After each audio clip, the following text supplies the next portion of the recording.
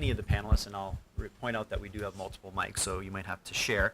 What really does go on behind the admissions landscape? How do you go about selecting your first round student picks, and how far will you go to get them to say yes?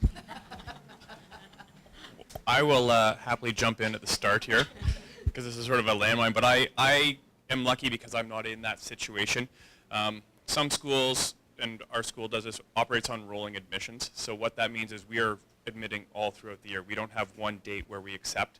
So for us, what we're doing is we are looking at students as they apply. So if some people are applying earlier, then they are going to get an offer of admissions earlier.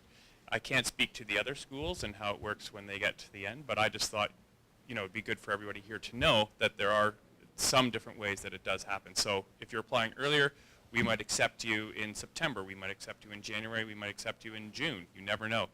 It all depends on when you apply. So make sure you're looking at each school's website. Crescent is one of the schools that follows those dates that I saw some of you feverishly write down when they were mentioned, the 24th of February. And that's the nature of the beast for some of us. It just, everything sort of funnels into that one day. And we make a series of offers on that day based on all the information that we've gathered along the way. And I think an important question that you may want to sort out from school to school is, on what information do you tend to lean on, and to what degree do you use that particular piece of information to sort it out? I think for many of us here, we will probably be seeing a fair number of people more than we have space.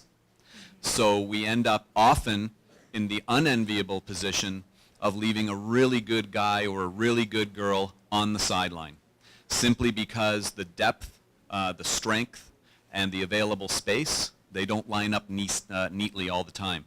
Many of us have grades that we can admit a fair number of people to, and we have grades where we may admit no one, just because of the attrition rate at our schools tends to be quite low. So if somebody doesn't leave, sometimes we can't get them in. So we are going to be looking at some of the things that you've heard about today. The interview carries weight and can carry quite a bit of it. We're going to be looking at some testing. We're going to be looking at the report cards and the comments therein.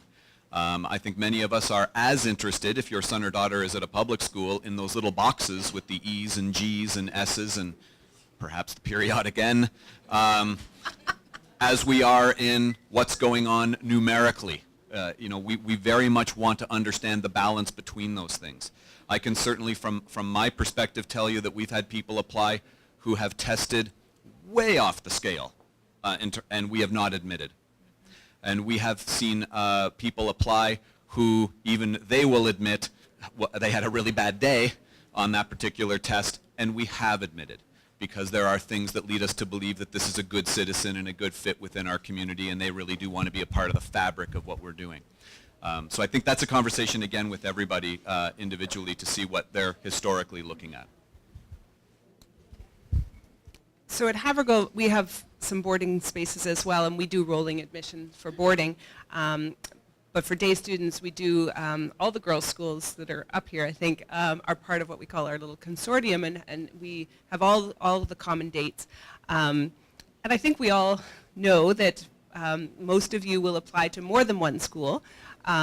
So when we do make our offers, and we realize that you are going to, some of you are going to get multiple offers, I think it all balances out. I think people really do find, people get really panicked and think, oh, what if I don't get any offers? And I think, you know, when there's 4 or 5, I don't want to leave anybody out, but in Toronto there's so many great all-girls schools, and you know, it is finding that right fit. So when you apply to a few, and maybe in the back of your mind you have that one that you really, really, really want to go to, but you know, your second choice is pretty great too.